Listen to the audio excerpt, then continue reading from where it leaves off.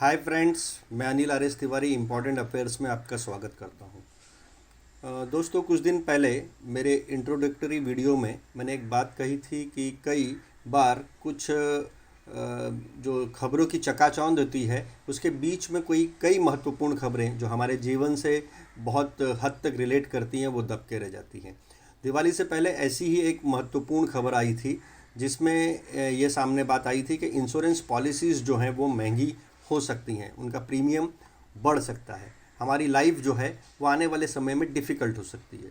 तो आखिर ऐसा क्या हो रहा है जिसकी वजह से इंश्योरेंस प्रीमियम्स जो हैं वो बढ़ने जा रहे हैं? दरअसल लाइफ इंश्योरेंस जो हैं उन्होंने टर्म इंश्योरेंस पर प्रीमियम्स बढ़ाने का फ़ैसला किया है। भारत के बाज़ार में जो इंश्योरेंस की सबसे बड़ी कंपनी है म्यूनिक रे, जो ये जर्मनी की कंपनी है, ये कई इंश्योरेंस कंपनियों से जुड़ी हुई है। इसने अपने टर्म इंश्योरेंस के रेट बढ़ाने का फ़ैसला किया है। इसका असर बाकी इंश्योरेंस कंपनियों पे भी होगा और आने वाले समय में आप देखेंगे कि टर्म इंश्योरेंस के जो रेट्स हैं वो बढ़ सकते हैं। ये टर्म इंश्योरेंस क्या है? ये टर्म इंश्योरेंस जानने से पहले हम लोग जान लेते हैं कि इंश्योरेंस के मेनली कितने प्रकार हैं। टर्म इंश्योरेंस के अलावा इंश्योरेंस में जो सबसे ज़्यादा पॉलिसी का चलन है वो है money back insurance policy, endowment policy, saving and investment plans, ULIP, life insurance, child insurance policy और रिटायरमेंट प्लान। अब जो ये टर्म इंश्योरेंस है और जो बेसिक लाइफ इंश्योरेंस पॉलिसी है, इसके अंदर अंतर क्या है? एक्चुअली में ये दोनों आपको लाइफ की सुरक्षा देती हैं, लेकिन टर्म इंश्योरेंस में ऐसा है कि अगर आपकी अचानक मृत्यु हो जाती है तो जो सम इंश्योर्ड है वो आपको तुरंत मिल जाता है। वो उस एक लिमिटेड जो टर्म होता है उसमें ही आपके लिए आपको सुरक्षा प्रदान करता है। दोनों के अंदर बीच में डिफरेंस यही है। टर्म इंश्योरेंस में व्यक्ति के परिवार को आर्थिक रूप से स्वतंत्रता प्रदान करता है। यह परिवार के कमाने वाले सदस्य या पॉलिसी धारक की मृत्यु के बाद भी परिवार के वित्तीय लक्ष्यों को पटरी से नहीं उतरने देता, यानी कि आपकी जो फाइनेंशियल ज़रूरत है उसको पूरा करता है। टर्म इंश्योरेंस लिए हुए शख्स की अगर टर्म पीरियड के दौरान मौत हो जाती है तो उसका बेनिफिट मिलता है, लेकिन जो लाइफ इंश्योरेंस कराया हुआ व्यक्ति है उसे डेथ और मैच्योरिटी दोनों बेनिफिट मिलते हैं। तो बेसिकली ये दोनों के बीच में ये बहुत बड़ा एक अंतर है। अब आते हैं म्यूनिक रे के पॉइंट पर कि म्यूनिक रे ने आखिर इंश्योरेंस के प्रीमियम्स को बढ़ाने क्यों जा रही है। असल में ये पूरा जो माजरा है वो है, ये कोविड से जुड़ा हुआ ही है। कोविड के दौरान में सेटलमेंट्स जो थे, इंश्योरेंस के क्लेम के सेटलमेंट्स, इनमें बहुत ही बड़ा उछाल आया। इससे कंपनी को काफ़ी पैसा देना पड़ा और कंपनी ने इसके बाद फैसला किया कि इसको कहीं ना कहीं कंपनसेट करना पड़ेगा और इसके लिए उसने प्रीमियम बढ़ाने का जो है दूसरी कंपनियों पर भी दबाव बनाया। अब ये कितना बड़ा अंतर है इसका अंदाज़ा आप इसी से लगाइए कि कोविड-19 का डेथ क्लेम जो था 2021 के पहले क्वार्टर में, वो पूरे साल का 21 का जो फाइनेंशियल ईयर 20-21 का जो फाइनेंशियल ईयर है उससे ज़्यादा था। और दूसरी लहर की में बीमा कंपनियों ने कोविड के दावों को निपटाने के लिए 11,000 करोड़ से ज़्यादा रुपया खर्च किया। 21 अक्टूबर इस साल 21 अक्टूबर तक ये 1,30,000 से करोड़ से ज़्यादा का निपटारा कर चुके हैं।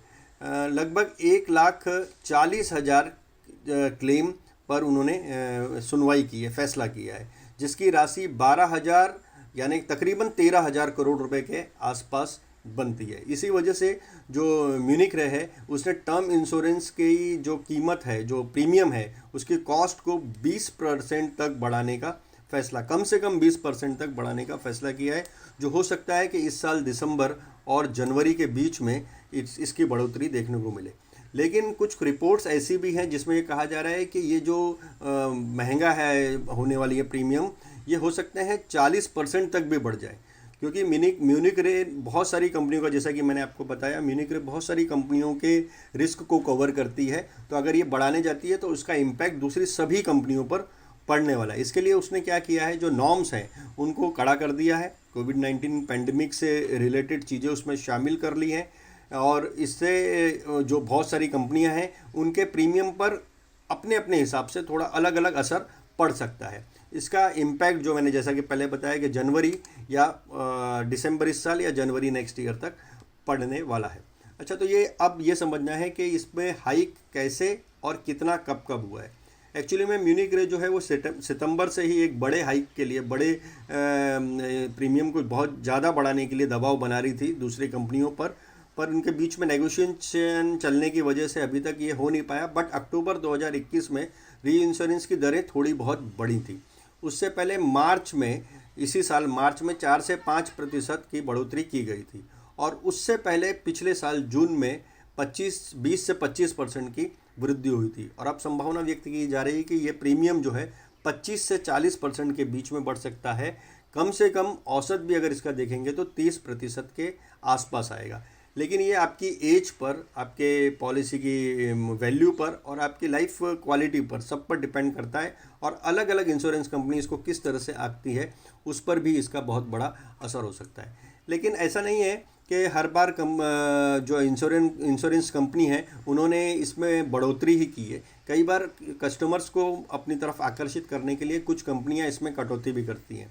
अभी थोड़े दिन पहले ये खबर आई थी कि प्रीमियम रेट में 15% की एक कंपनी ने कटौती की है, क्योंकि ये बहुत बड़ा बाजार है, बिग मार्केट है, इसलिए इसमें बहुत सारी कंपनियां कदम रख रही हैं। एक रिपोर्ट आई थी जिसमें ये बताया गया था कि भारत में अभी भी 83% लोग जो हैं वो इस तरह की पॉलिसियों से दूर हैं। मात्र 17% जो हैं वो लाइफ कवरेज से जुड़े हुए हैं। तो उसके आधार पर अभी एक आकलन है कि सिर्फ 55 लाख लोग जो हैं इंडिया में, उन्हीं के पास में जीवन बीमा पॉलिसी है।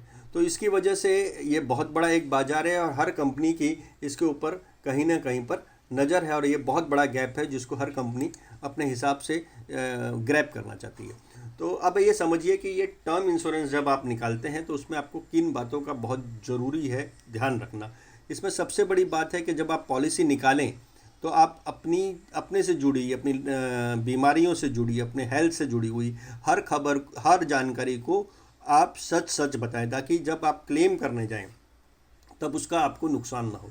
दूसरा, जिस कंपनी का भी आप ये बीमा निकाल रहे हैं उसका क्लेम सेटलमेंट रेशियो क्या है, ये देखना भी आपको ज़रूरी है। इससे एक्चुअली में पता चलता है कि ये कंपनी कितने % क्लेम को क्लेम देती है, कितना इसका रेशियो क्या है, कंपनी पैसा देने में आपके साथ में कितनी अच्छी है।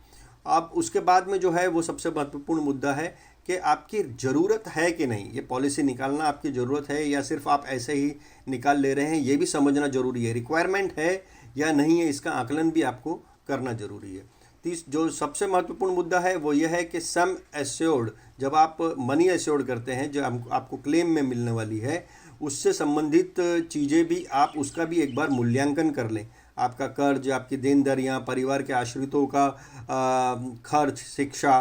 तो इसका एक शॉर्ट में अगर कहें तो टर्म इंश्योरेंस का जो कवर है वो आपकी सालाना आमदनी का कम से कम 10 गुना हो, इसको सुनिश्चित करने के बाद ही आप किसी भी पॉलिसी को लेने का फैसला करें। देखिए, गवर्नमेंट ऑफ इंडिया भी प्रधानमंत्री जीवन ज्योति बीमा योजना एक चलाती है। ये भी एक तरह का टर्म इंश्योरेंस पॉलिसी है जिसमें 330 रुपये के प्रीमियम पर आपको 2 लाख रुपए तक का कवर मिलता है।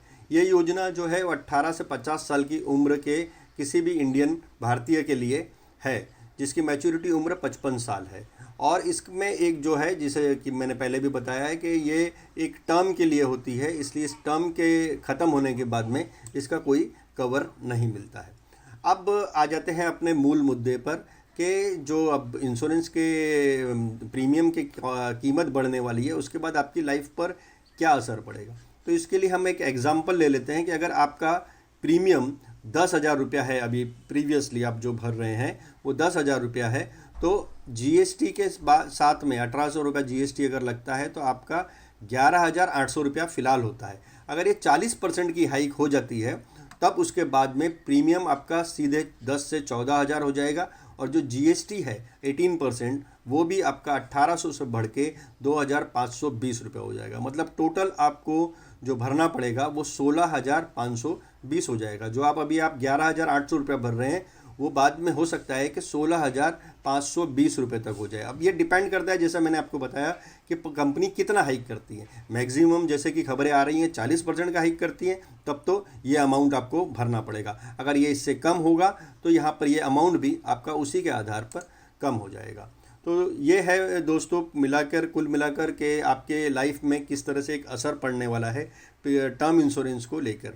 तो टर्म इंश्योरेंस चुनते समय आपको, जैसा मैंने बताया, कि आपको कुछ मानकों पर ज़रूर ध्यान रखना चाहिए जो इससे इसको इफ़ेक्ट करते हैं। इस पर आप अगर ध्यान रखेंगे तो आपको टर्म इंश्योरेंस के फ़ायदे हो सकते हैं, और आज की लाइफ में टर्म इंश्योरेंस पॉलिसी निकालना बहुत ही ज़रूरी है।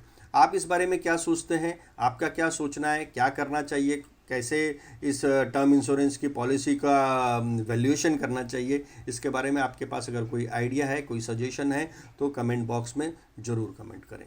धन्यवाद।